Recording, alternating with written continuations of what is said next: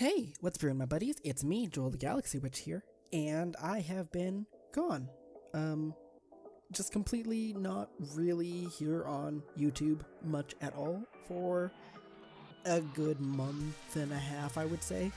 And I'm sorry, but I was moving, and I finally got settled in enough to settle down and do a recording.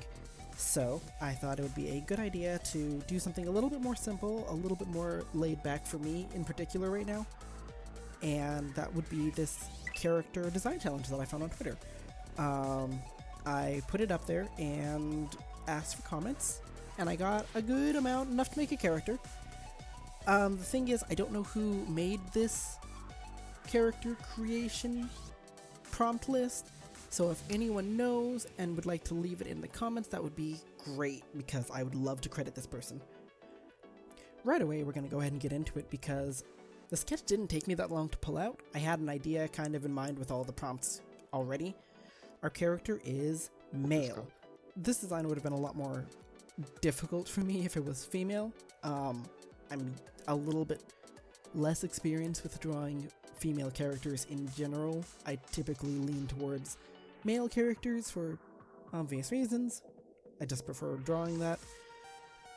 But this one is 38 years old, and that gives, people a little bit more time to mature and, get refined or not.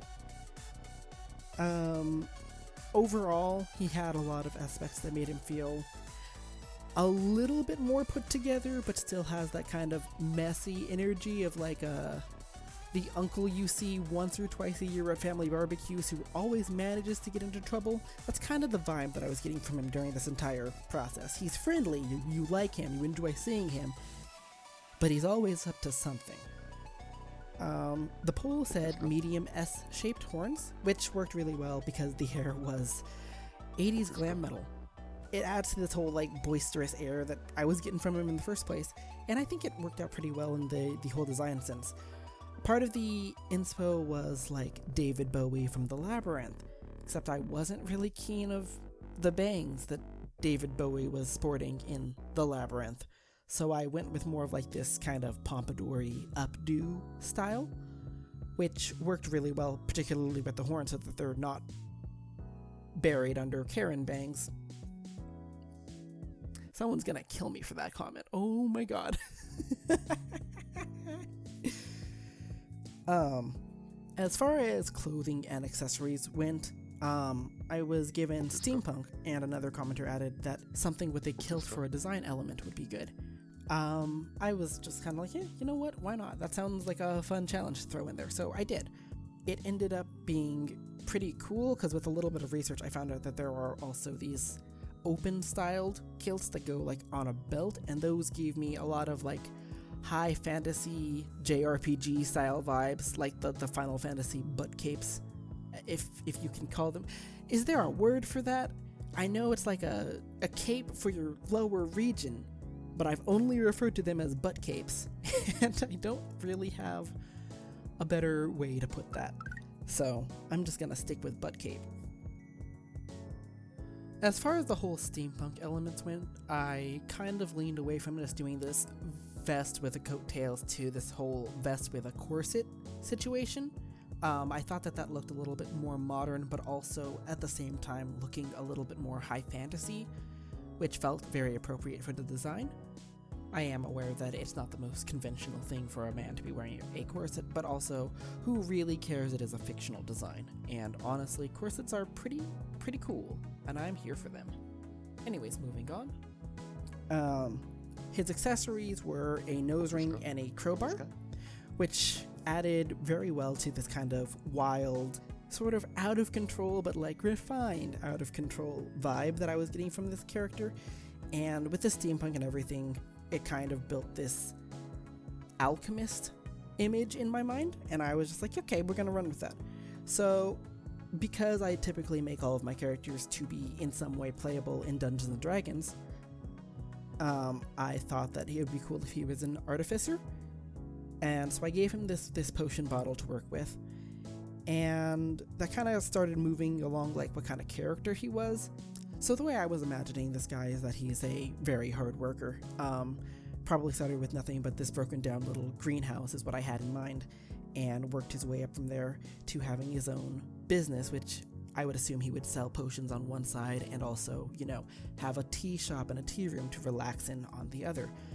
It's kind of like a double for adventurers in particular, because I would assume that if I put him into a campaign, he would be an NPC.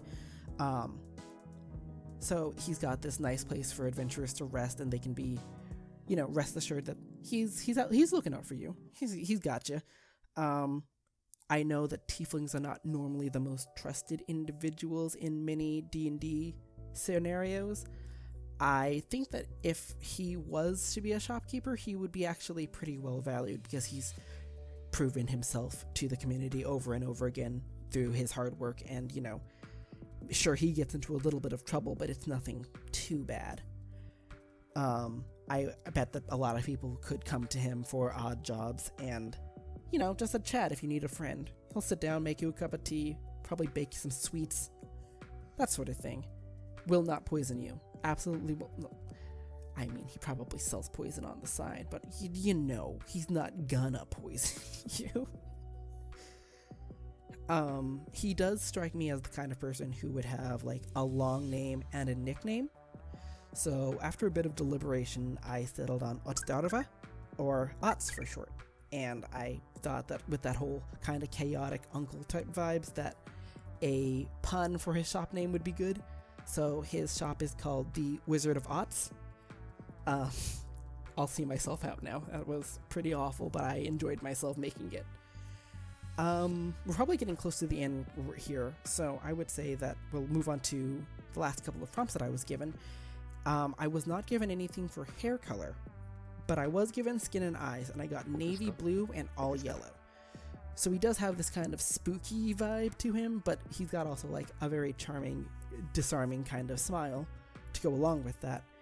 And I did this kind of dark purpley blue for his hair that kind of contrasts with the more natural tones that he's wearing. All in all, I think that worked out pretty well, and considering that I didn't really have too much of an idea going into it, like I had like a pose in mind, but I didn't really have much more than that, I think he came out really good. I'm excited to do more of these challenges in the future. So if you guys would like to like this video and let me know how I did, let me know what you thought of him. If you want to like it, that's cool. If you don't want to, that's also cool. Same with subscribing. I'm out here having a good time, and I'd love to have you guys along for the ride. So with the remainder of the time left in the video, I'm just going to let it go, and I will see you guys in the next one. Peace out.